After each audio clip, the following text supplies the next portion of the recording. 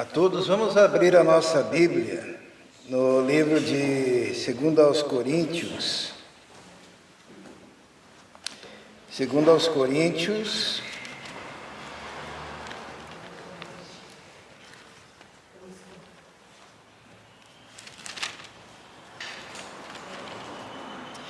no capítulo 1, versículo 21. Até o 22. 1 aos Coríntios, primeiro capítulo, 21 e 22.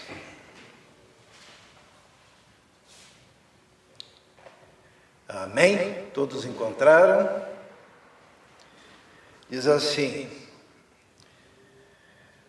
ora, é Deus que faz que nós e vocês permaneçamos firmes em Cristo. Ele nos ungiu, nos selou como sua propriedade e pôs o seu Espírito em nossos corações como garantia do que está por vir. Vamos ler novamente, versículo 21. Ora, é Deus que faz que nós e vocês permaneçamos firmes em Cristo. Ele nos ungiu, nos selou como sua propriedade e pôs o seu Espírito em nossos corações como garantia do que está por vir. Vamos orar. Senhor, pedimos agora que o Senhor nos abençoe, que o Senhor fale conosco, nos toque com o seu Espírito Santo, que possamos compreender, Senhor, a Tua palavra. Nós te pedimos isso, em nome de Jesus. Amém. Estamos passando dias difíceis no mundo, dias complicados, dias de sofrimento e dor, né? Eu vi já diversas pessoas chorando durante essa semana, só de saber das atrocidades que estão acontecendo pelo mundo, né? Só de imaginar se nós estivéssemos passando por aquelas situações que estão acontecendo em Israel, que estão acontecendo na faixa de Gaza, aquele conflito, aquela guerra, uma guerra contra o terrorismo, né? Onde, espero, não sei, talvez alguns dos irmãos tenham visto já, né, vídeos os mais terríveis e pesados, que causam em nós muita dor também, mesmo estando longe. Mas sentimos a dor daquelas famílias, né? Daquelas crianças raptadas que são filmadas como troféu na mão dos terroristas e dos soldados também. É muito difícil, muito complicado. E nós só conseguimos vencer e ter esperança nesse mundo tão complicado e entregue do jeito que está o mundo nas mãos do maligno, porque a Bíblia diz que o mundo jaz no maligno. A Bíblia diz que o Deus desse século, que é Satanás, cegou os entendimentos para que não consigam compreender a mensagem de Cristo. Então o mundo está numa situação terrível e nós como igreja estamos plantados neste mundo. E existe um motivo para que a gente permaneça firmes na fé, firmes na intercessão, firmes na comunhão com Deus, firmes na igreja como povo de Deus.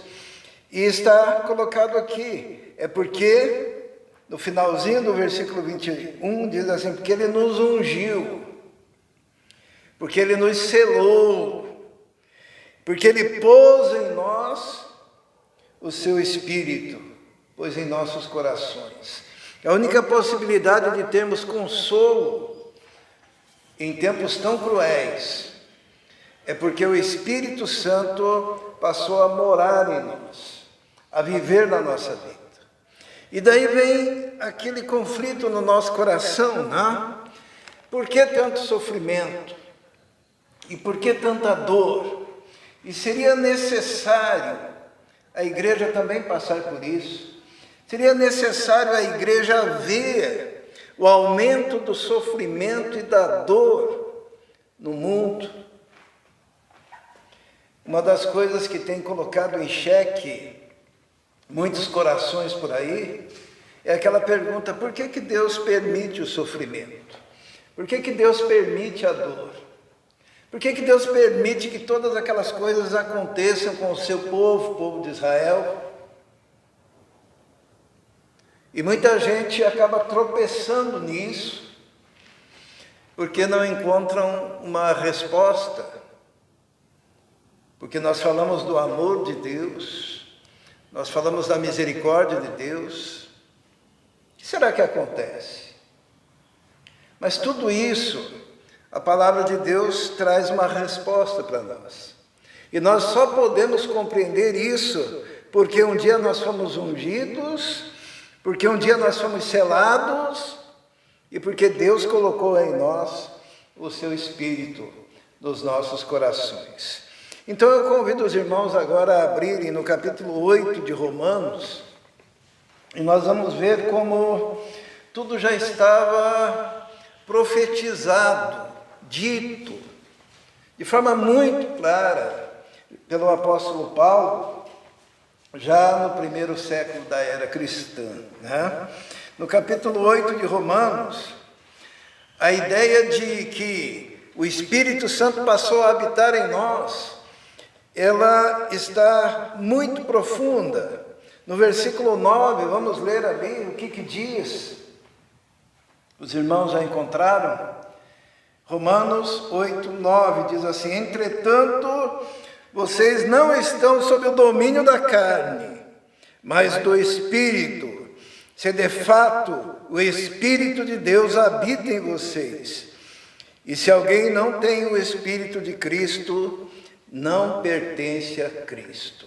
A primeira coisa que nós entendemos é que o povo da igreja, o povo que é família de Deus, o povo que foi remido, ele tem o Espírito Santo.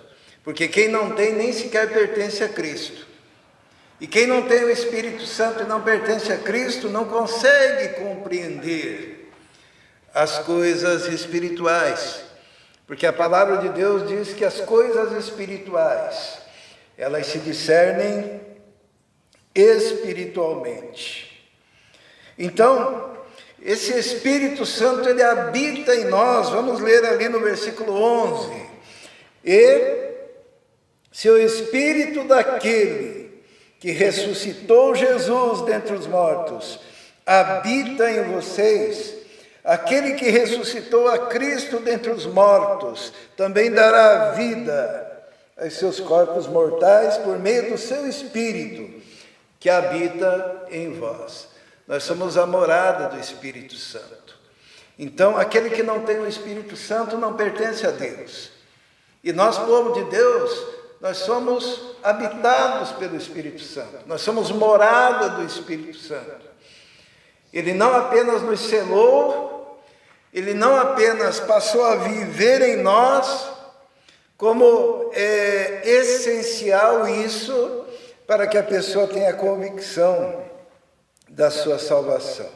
No versículo 14 também nós temos a garantia de que nós somos guiados pelo Espírito de Deus. Diz assim: porque todos os que são guiados pelo Espírito de Deus são filhos de Deus. Então olha que coisa maravilhosa pertencer à família de Deus. É ter a possibilidade da compreensão espiritual, inclusive das coisas que estão relacionadas à dor e ao sofrimento. Esse é o lado bom. Agora, o apóstolo, ele começa a falar do sofrimento, para que nós possamos compreender o quadro que está acontecendo no mundo hoje. No versículo 16, ele fala de alguns gemidos que viriam. E quando a gente fala de gemidos, nós estamos falando de dores, de convulsões que aconteceriam. E o versículo 16 fala do primeiro gemido, diz assim: o próprio Espírito testemunha com o nosso Espírito que somos filhos de Deus.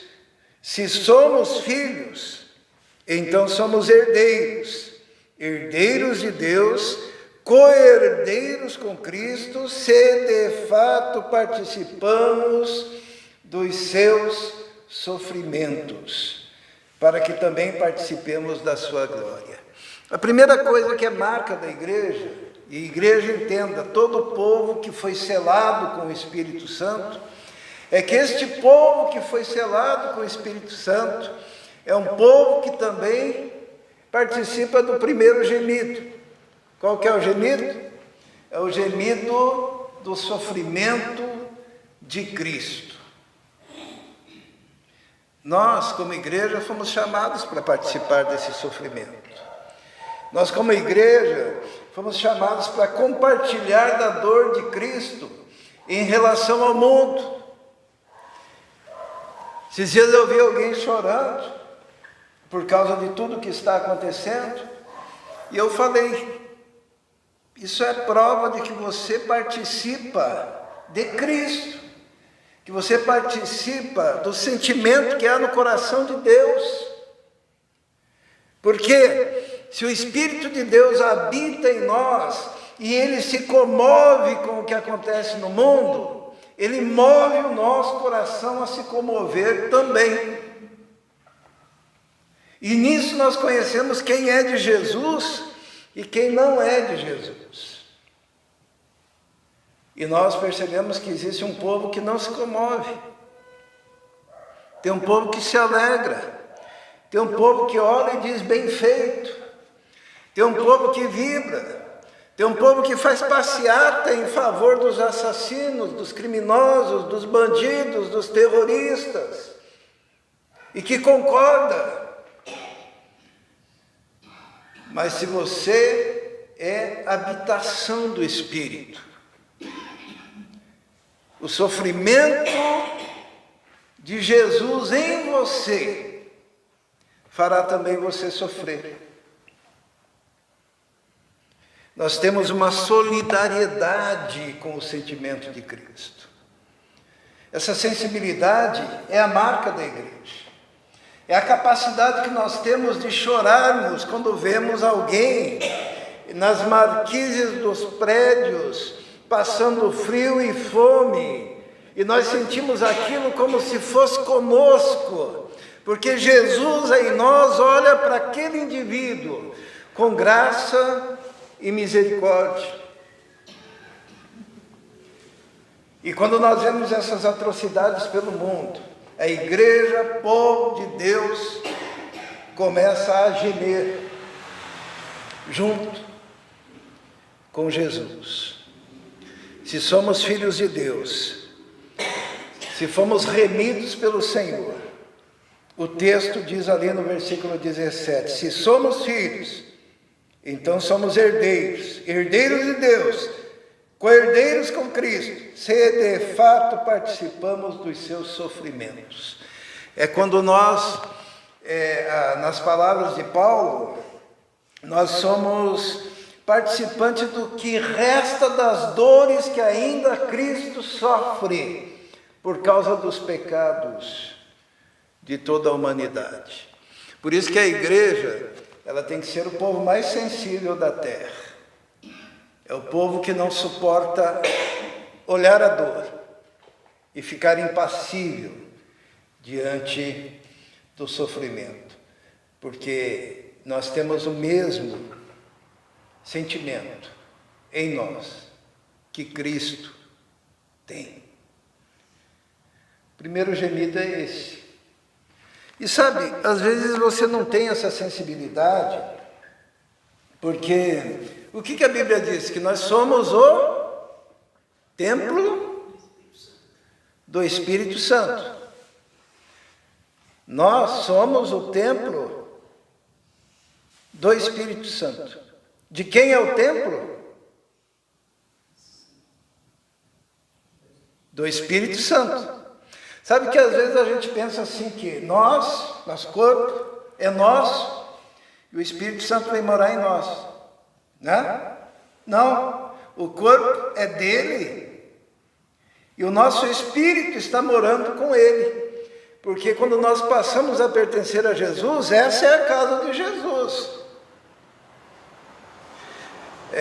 Para nós entendermos isso, vamos imaginar que o Marcos e a Bia tivesse um coração assim, tão bondoso que resolvesse acolher alguém para morar na sua casa. E essa pessoa que fosse morar na casa deles, participasse da casa deles, mas não desse bom dia pela manhã, não conversasse durante a manhã com eles, passasse pelo corredor assim sem olhar na cara, na hora do almoço também não conversa, e à tarde, na hora de tomar o café, não diz nem um oi, se eles estão bem, nada, não conversa. E depois simplesmente se retira e vai para o quarto para dormir. E isso aconteça todos os dias. A casa é deles. E daí? Iam se sentir bem? Pois bem, Deus mora em nós. E nós somos morada do Espírito Santo. E na verdade a casa é dele, nós que somos hóspedes. Porque nós somos um espírito que habitamos num corpo que foi comprado por ele, é dele. Agora, quanto tempo você gasta para conversar com aquele que mora em você? Quanto tempo de oração? Quanto tempo de comunhão? Quanto tempo de adoração? Porque é Deus morando em você. Quando você levanta pela manhã, você conversa com o Senhor. E durante o dia, já que Ele te acompanha o dia todo, Ele mora em você. Então, muitas vezes nós não temos sensibilidade para participar dos sofrimentos de Cristo e da dor, e das suas alegrias também, porque nós não temos comunhão. Porque a nossa intimidade com Ele é quase nula. Sabe, a pessoa mais íntima nossa deveria ser aquela que mora em nós, a ponto de que a nossa sensibilidade se confundisse com a sensibilidade dele. E é por isso que o apóstolo diz aqui, olha, o Espírito Santo selou, o Espírito Santo habita, o Espírito Santo, ele mora, ele unge, ele transborda em você. E por isso, se de fato você tem esse relacionamento, você participa também dos sofrimentos de Cristo, das dores. Esse é o primeiro gemido. Será que você tem essa sensibilidade? Sabe, a intimidade com Deus faz com que a gente queira estar no ambiente da ação do Espírito Santo. A intimidade com Deus faz com que a gente queira estar com os irmãos. A intimidade com Deus faz com que a gente queira falar com Ele e ver a sua palavra, e ler a sua palavra, e ser transformado pela sua palavra. A intimidade com Ele faz a gente querer orar pela manhã, faz querer orar no almoço, faz querer orar à tarde, traz aquela ansiedade, eu preciso falar com o Senhor, ter intimidade com o Senhor. E quando nós não temos isso, nós estamos falhando em muitos aspectos na nossa vida. Nós não conseguimos compreender ainda o início de tudo, que é o fato da comunhão real com o Espírito Santo, que mora, que vive em nós. Então a Bíblia já fala desse gemido, dessa dor de Jesus, do Espírito, que nós devemos ser participantes. Mas fala também de uma segunda dor. Vamos ler no versículo 18. Considero que os nossos sofrimentos atuais não podem ser comparados com a glória que em nós será revelada. A natureza criada aguarda com grande expectativa que os filhos de Deus sejam revelados, pois ela foi submetida à inutilidade, não pela sua própria escolha, mas por causa da vontade daquele que a sujeitou, na esperança de que a própria natureza criada será libertada da escravidão, da decadência em que se encontra, recebendo a gloriosa liberdade dos filhos de Deus. Sabemos que toda a natureza criada geme, até agora, como dores de parto. A natureza está em gemido. O que é a natureza? É tudo que Deus criou. Hoje nós, se ligarmos à televisão, nós vamos ver que existem estados no Brasil que é só fumaça, né? Fumaça tóxica das queimadas, né? Se bem que não se fala muito, né? Mas agora literalmente estão falando lá fora do Brasil, que Amazonas, que nós estamos em chamas, né? De tanta poluição, de tanta fumaça. Mas quase não se fala, né? Por questões políticas. Mas se não fala, não tem problema, a Bíblia fala. A Bíblia fala que a natureza está em convulsão, que a natureza está com dores, que a natureza está gemendo. Sabe por quê? Por causa da vaidade humana. Porque ela ficou sujeita a nós. Sabe quando Deus criou o homem, o que ele disse para o homem? Sujeitar todas as coisas, não é isso? Era para explorar essa natureza que Deus criou.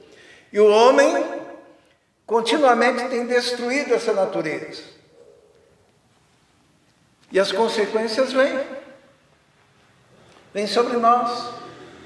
E a Bíblia diz que a própria natureza aguarda com expectativa a manifestação dos filhos de Deus, porque a própria natureza na volta de Jesus será recriada, será transformada, porque nós que somos povo de Deus aguardamos o quê? Novos céus e nova terra, tudo será refeito. Mas enquanto estamos nessa lida, a natureza está sujeita à vaidade por causa do homem, que não sabe cuidar. E a palavra de Deus já diz assim. E nós participamos disso. Nós vemos tantas coisas acontecendo, né? E o sofrimento decorrente disso, das enchentes, das inundações, das convulsões na atmosfera, das camadas de proteção se desfazendo, dos vendavais, dos terremotos.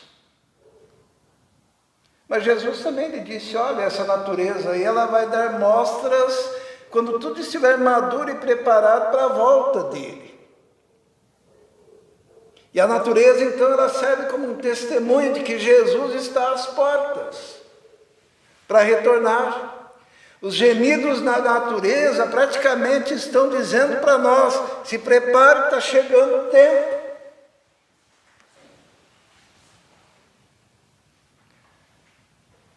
E nós precisamos, então, ouvir os gemidos da natureza. E ao escutar esses gemidos da natureza, entender que o fim, ele está muito próximo. Mas Paulo fala de mais um gemido, que está ali no versículo 23. Ele diz assim: e não só isso, mas nós mesmos que temos os primeiros frutos do Espírito, gememos interiormente, esperando ansiosamente a nossa adoção como filhos, a redenção do nosso corpo, pois nessa esperança fomos salvos. O gemido nosso é o gemido da igreja. Então, vamos retornar lá, né? Nós somos participantes dos sofrimentos de Cristo, certo? Se nós somos realmente ligados, nós temos essa sensibilidade. Somos participantes dos sofrimentos de Cristo. Nós somos testemunhas do gemido da natureza. Agora, nós mesmos, como igreja, gememos por causa do que a igreja se tornou. Tem gente feliz, né, com o que a igreja se tornou. Mas a igreja de Jesus, quando percebe as distorções que aconteceram, ela geme e sente dor também, por causa da apostasia, por causa do abandono da fé, por causa da descaracterização do culto de Cristo, por causa da falta de respeito para com a palavra de Deus, a tentativa de manipular as Escrituras. E o povo de Deus então geme diante disso, como igreja. É o terceiro gemido. E com tudo isso nós somos colocados nesse mundo que está sob a égide do mal. E como podemos viver então neste mundo? Aí Deus nos dá um presente, que é mais um gemido que aparece nesse texto. Esse é o texto dos ais, né, dos gemidos, das dores, que está no versículo 26. Vamos ler? Diz assim: da mesma forma, o Espírito nos ajuda na nossa fraqueza, pois não sabemos como orar, mas o próprio Espírito intercede por nós com gemidos inexprimíveis. E aquele que sonda os corações conhece a intenção do Espírito, porque o Espírito intercede pelos santos, de acordo com a vontade de Deus. Aqui nós temos mais um gemido, que é o gemido do Espírito, porque diante de tantas situações, são as convulsões da natureza, são as convulsões humanas, são as distorções na igreja. O que então podemos fazer em meio a tanto sofrimento? Nós podemos interceder.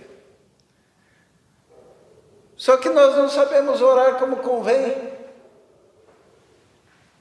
Daí Deus, na sua sabedoria, Ele pega e diz: vocês não sabem realmente, porque nós estamos aqui nesse planeta e nós recebemos a interferência de pensamentos, de angústias, e a gente tem que correr, trabalhar, estudar, e a gente está envolvido em tantas coisas e com tantas dúvidas acerca de tantas coisas, e nós não conseguimos compreender nem como devemos orar. Daí, na sua bondade, Deus diz assim: espera aí, vou dar um jeito. Versículo 26. Da mesma forma, o Espírito nos ajuda em nossa fraqueza. Então, Deus sabe que nós não sabemos. Deus sabe que nós somos fracos. Deus sabe que nós somos imperfeitos. E diz assim: pois não sabemos como orar. Deus sabe que nós não sabemos como orar. Orar como convém. Daí o que ele faz? Ele coloca o Espírito Santo em nós. E o Espírito Santo, então, ele ora as nossas orações. Ele intercede por nós com gemidos inexprimíveis. Esse talvez seja o maior presente, o mais incompreendido que Deus nos deu, que é nós sabemos que temos alguém intercedendo por nós, mas esse alguém que intercede por nós, ele não intercede em nosso lugar, ele nos ajuda. Então, como que é isso? Vamos supor que eu queira carregar esse púlpito, né? Daí eu peço, Israel, pegue ali. O Israel vai me ajudar, mas eu estou carregando. O Espírito nos ajuda. Isto é, quando você ora e submete-se ao Espírito de Deus, o próprio Espírito de Deus te ajuda para que você ore e interceda como convém. E ele interpreta as suas orações diante do Pai. E ele faz isso, inclusive, com gemidos inexprimíveis. Uma tradução para gemidos inexprimíveis é com palavras que não podem ser articuladas com a voz humana. Isto é, o Senhor geme diante do trono de Deus, do Espírito Santo, para interpretar ao Senhor aquilo que de fato nós precisamos. Mas esse grau de oração só tem quem cultiva intimidade com Deus. Sabe que muitas das nossas orações, quando chegam diante de Deus, Deus olha assim e diz assim: se eu for te dar isso, você vai se destruir. Nós não sabemos orar como convém. Às vezes nós pedimos coisas que são para a nossa própria destruição. Mas quando nós oramos no Espírito Santo, o que acontece? Ele interpreta as nossas orações diante do Pai.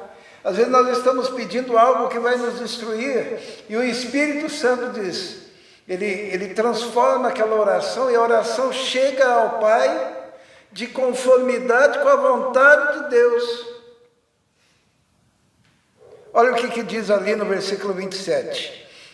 E aquele que sonda os corações. Por que ele sonda os corações? Porque quem é de Deus é a habitação do Espírito. Quem é de Deus é guiado pelo Espírito de Deus. Quem é de Deus é selado com o Espírito de Deus. Quem é de Deus é ungido pelo Espírito de Deus.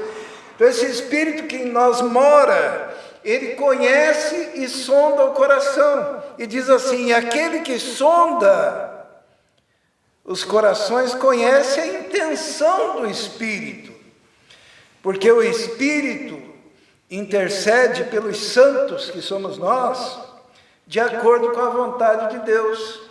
Então, quando você está fazendo uma oração que não é de acordo com a vontade de Deus, o Espírito Santo interpreta essa oração diante do Pai, para que nos seja concedido aquilo que de fato vai nos abençoar. Agora, se você não tem vida de oração, é como se você dissesse assim para Deus: Senhor, me dê isso e isso e deixe que eu administre a minha vida, tá? Não se meta. Mas se você está sob a égide, sob o domínio, sob a direção, sobre a guia, o Espírito Santo te guiando, você se coloca diante de Deus e o Espírito Santo, ele reinterpreta aquilo que de fato você precisa. E a palavra de Deus diz que ele reformula e reconstrói os teus caminhos para que a vontade de Deus se cumpra de fato na sua vida. Essa relação com o Espírito Santo de Deus tem sido perdida muitas vezes. principalmente na vida daqueles que não oram, que não têm vida de oração. O Espírito intercede pelos santos, com gemidos inexprimíveis. Então vamos recordar, nós somos participantes dos gemidos, isto é, dos sofrimentos de Cristo. Nós vivemos num mundo em que a natureza geme, aguardando a manifestação dos filhos de Deus. A igreja que vive nesse mundo geme quando é distorcida a vontade de Deus para ela. E nós temos o Espírito Santo que intercede por nós com gemidos inexprimíveis. E é dentro desse contexto que vivemos. E a gente fica pensando, como orar diante de uma sociedade tão caída, né?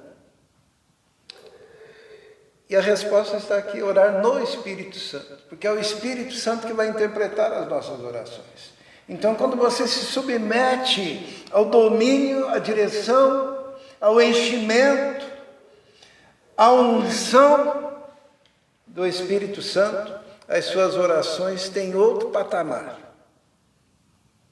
E é nesse contexto que Paulo diz que é por isso que nós somos mais do que vencedores. Vamos ler ali a partir do versículo 31. Diz assim, que é a continuação do texto, tá? Que diremos, pois, diante dessas coisas? Se Deus é por nós, quem será contra nós? O que significa Deus ser por nós? Significa o quê? Significa que você é morada do Espírito Santo, o Espírito Santo te guia, o Espírito Santo te unge, o Espírito Santo te capacita, e o Espírito Santo é aquele teu companheiro de oração que te ajuda na oração, porque você não sabe orar como convém, e ele ajuda a tal ponto e participa com gemidos inexprimíveis diante do trono de Deus. Isso significa que Deus é por nós.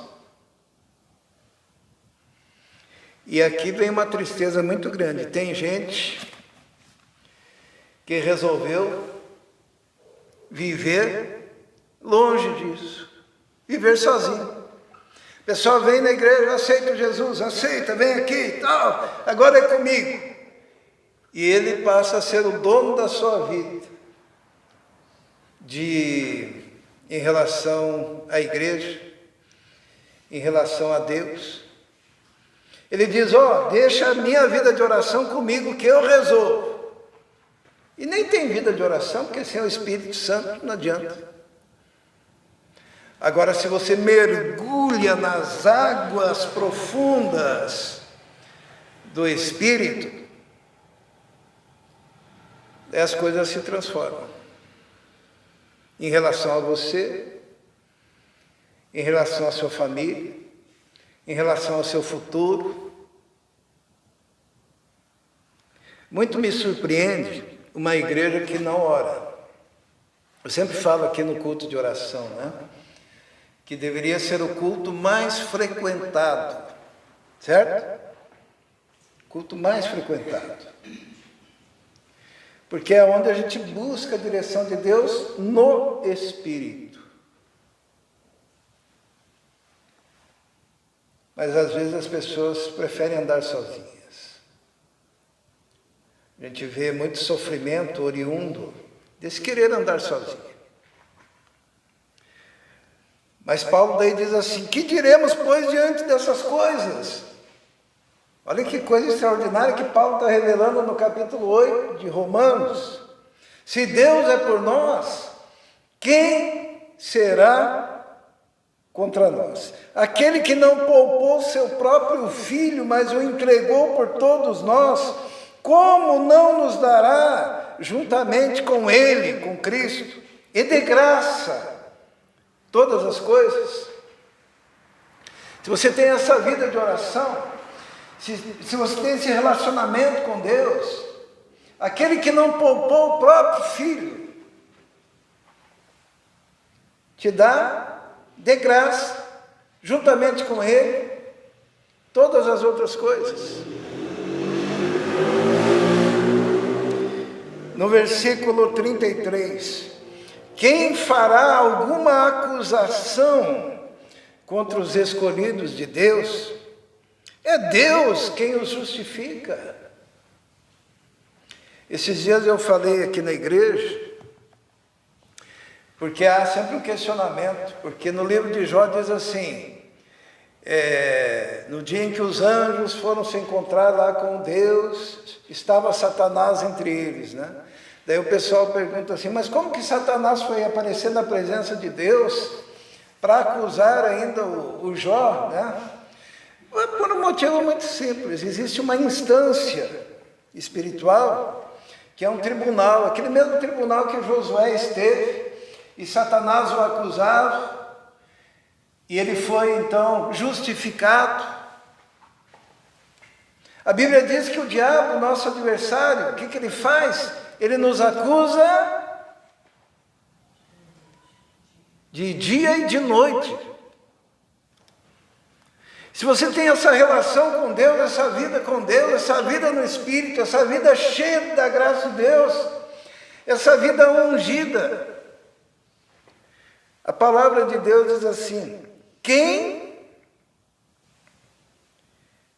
fará, no versículo 33, quem fará alguma acusação contra os escolhidos de Deus?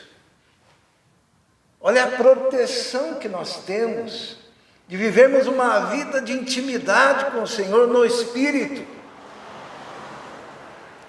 É Deus quem os justifica. No versículo 34 diz assim, quem os condenará? Foi Cristo Jesus que morreu e mais, que ressuscitou, está à direita de Deus e também faz o quê? Intercede por nós. Irmãos, vamos pintar o quadro. Ó. Tem Deus o Pai, à direita tem o Filho, certo? E o que o Filho faz? Intercede por nós. E o que o Espírito Santo faz? Ele, está ali no versículo 26, o Espírito intercede por nós, com gemidos inexprimíveis. Significa que nós temos o Filho Jesus e nós temos o Espírito Santo. O Espírito Santo intercede por nós com gemidos inexprimíveis. E Jesus intercede por nós porque Ele nos comprou com o seu sangue. Mas isso é para quem? É para quem tem um relacionamento com Deus. Relacionamento de intimidade. Né? Quem entregou a vida de fato. Quem coloca Jesus como a prioridade na sua vida.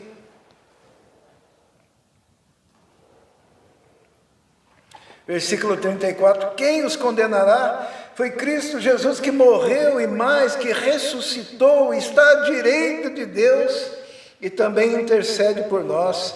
Quem nos separará do amor de Cristo? Daí ele faz uma lista de coisas que enquanto a gente está aqui na terra nós estamos sujeitos.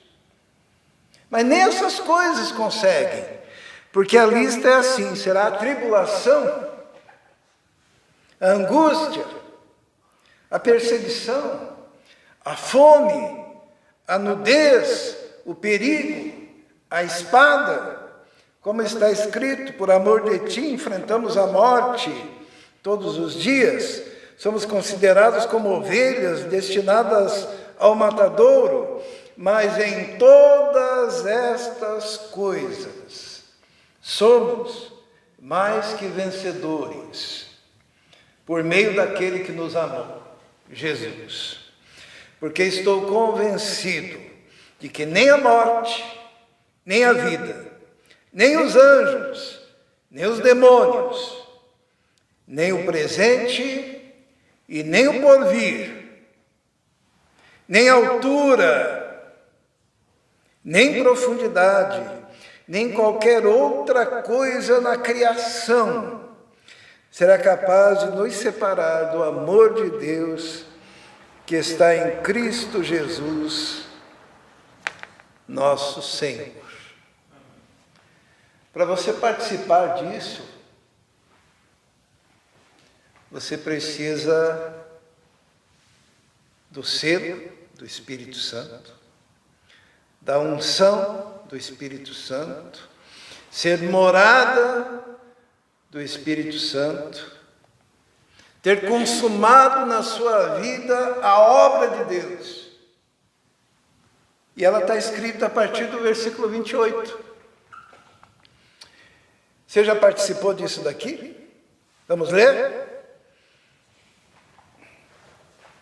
Sabemos que Deus age em todas as coisas para o bem daqueles que o amam. Você ama Deus? De todo o coração? De toda a alma? De todo entendimento? Ou Ele é segundo lugar na sua vida? Por isso que você levanta de manhã, não fala com Ele, na hora do almoço não fala com Ele, à tarde não fala com Ele, à noite não fala com Ele, mora na mesma casa, mas não tem diálogo. Será? Todas essas coisas são para o bem daqueles que amam a Deus, que foram chamados de acordo com o seu propósito. Versículo 29, o que diz? Pois aqueles que de antemão conheceu. É aí que começa tudo, sabe? Eu vou falar uma coisa que eu tenho falado continuamente. Nós estamos aqui no Cronos, né? Certo? No tempo humano. Acima tem a eternidade, onde Deus mora. Nós fomos conhecidos lá na eternidade, porque lá na eternidade não tem esse tempo Cronos, né? Deus tem a visão completa do todo. E lá na eternidade Deus olhou e viu Marilda, Miriam, Marcos, Margarida, viu. Por isso que diz assim, ó, versículo 29, pois aqueles que de antemão conheceu, também os predestinou para serem conformes à imagem do seu Filho. Você está parecido com Jesus? Você tem os sentimentos de Jesus? Você tem o amor de Jesus no coração? Você participa dos sofrimentos de Cristo? Se você foi conhecido na eternidade, Deus o escolheu para ser assim, que nem Jesus. Até está uma ironia nisso, né? Porque quando o diabo caiu, irmãos, o que aconteceu? Ele caiu porque ele quis ser, como? Igual a Deus. Só que, na verdade, sabe o que significa isso? É que brotou no coração de Lúcifer, aquele que era anjo de luz, o desejo de ser igual a Jesus, o Filho. Porque a Bíblia diz que os anjos de Deus adoram a Jesus desde toda a eternidade, porque Jesus é a segunda pessoa da Trindade, é coeterno com o Pai. E Satanás olhava a Jesus e dizia, eu quero ser que nem Jesus, eu quero ser igual ao Filho de Deus, eu quero ser, eu quero ser, eu quero ser. E daí o que aconteceu? Quando achou-se iniquidade no coração de Lúcifer, ele foi jogado do céu.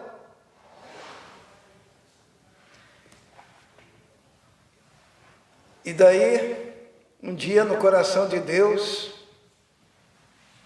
Deus resolveu colocar a cabo o seu propósito, e Ele criou o homem.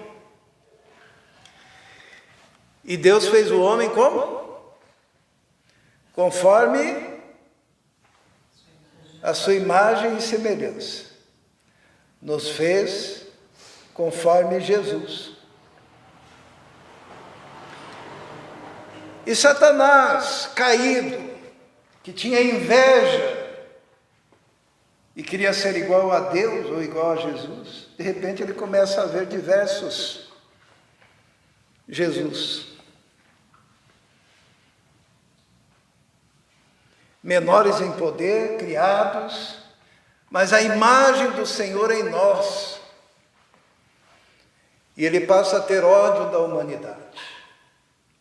Porque quando ele olha o Marcos, ele vê, olha, é Jesus. É a cara de Jesus. Se comporta como Jesus. Tem o coração de Jesus. Vai acabar com ele. Essa é a batalha espiritual que nós enfrentamos. E se nós pegarmos aqui o texto, diz o quê? Versículo 29. Pois aqueles que de antemão conheceu, também os predestinou para serem conforme a imagem do seu Filho. Por isso que ele odeia a humanidade. Porque nós fomos criados para sermos iguais à imagem do seu Filho, de Jesus. A fim de que ele seja o primogênito, Jesus, né? Entre muitos irmãos. E depois diz, e aos que predestinou a estes, o que ele fez? Chamou. E aos que chamou, também justificou. E aos que justificou, glorificou. Em qual fase nós estamos aqui no Cronos? Na fase de sermos chamados. E quando somos chamados, nós podemos atender ao chamado de Deus. Para sermos o quê? Conforme a imagem do seu Filho. Isto é, irmãos, não existe igreja e povo de Deus que não se pareça com Jesus. Se você não se parecer com Jesus, significa tão somente que você não recebeu Jesus. Porque a cada dia você tem que estar mais semelhante. E quanto mais semelhante de Jesus você estiver, mais o inimigo das nossas almas vai querer destruir. Mas nós temos a proteção do Senhor em nossa vida. Porque é Deus quem cuida de nós. A Bíblia diz que o diabo, nosso adversário, ele anda ao derredor, procurando a quem possa tragar. Mas a Bíblia fala que o Senhor está ao redor. Então o inimigo olha de longe. E nós não podemos deixar brechas na nossa vida. E essas brechas quais são? É não termos vida de oração, não termos vida de leitura da palavra, não termos devoção, não termos comunhão na igreja do Senhor. Eu fico assim muito assustado quando algumas ovelhinhas daqui ficam longe do aprisco. Porque o leão, o adversário, ele está rondando. Sabe como que o leão ataca? Ele fica quieto por perto, olhando, a espreita, que nem gato, né? Fica assim, de longe. E quando uma ovelhinha se afasta um pouquinho, é um prato cheio para ser atacada. Porque quando ela se afasta, está longe do pastor, está longe do aprisco, está longe da comunhão, está indefesa. E não se enganem, porque o diabo ele manda enfermidades. Será que é bíblico isso? Tem algum texto na Bíblia que fala que alguém estava doente por causa de um demônio? Tem ou não? Aonde? Tem alguns exemplos, né? Tem o caso da mulher encurvada, que Satanás a tinha prendido todo aquele tempo, ela tinha o seu esqueleto todo distorcido por ação maligna.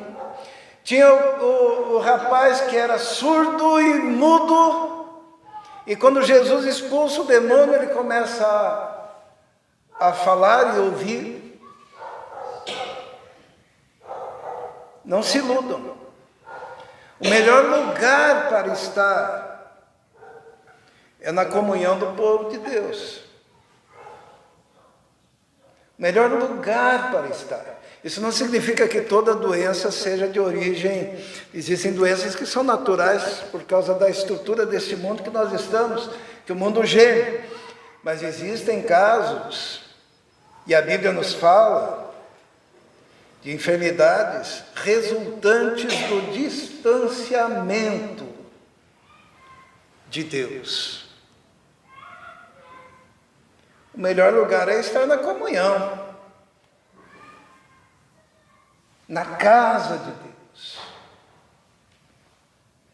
e com a vida de oração. Você tem Jesus que intercede, você tem o Espírito Santo que intercede com gemidos, e você tem os irmãos da igreja que podem interceder, e vocês têm a palavra.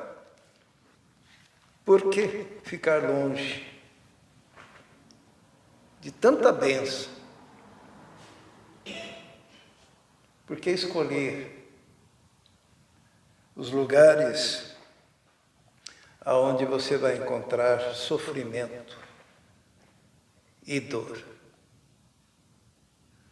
Para os seus, para você, às vezes para a sua família. Melhor lugar para estar, diante de tantas promessas, é na comunhão do povo de Deus, cheio do Espírito Santo, na dependência do Senhor. Vamos orar. Senhor nosso Deus, obrigado pela Tua palavra que nos garante a proteção do Teu Espírito com gemidos inexprimíveis. Obrigado pela Tua palavra que nos diz que nós, povo Teu, somos guiados pelo Teu Espírito, somos cheios do Teu Espírito, somos selados com o Teu Espírito. Obrigado, ó Deus, que quando estamos debaixo dessa cobertura do Senhor, o maligno não nos pode tocar. Nós te louvamos por isso. Pedimos por aqueles, ó Deus, que estão distanciados de Ti. Pedimos pelos irmãos, ó Deus, nossos tão próximos, que muitas vezes negligenciam a comunhão e a intimidade contigo. Pedimos que o Teu Espírito toque, que haja um desejo, ó Deus, no coração ardente por intimidade, por comunhão contigo. Nós te pedimos isso, Senhor. Nos abençoe, que o Senhor esteja nos fortalecendo e que, passando por este mundo que tem tantos gemidos, ó Deus, possamos estar firmados em Ti, por sabermos que em Ti somos mais do que vencedores. Em nome de Jesus. Amém.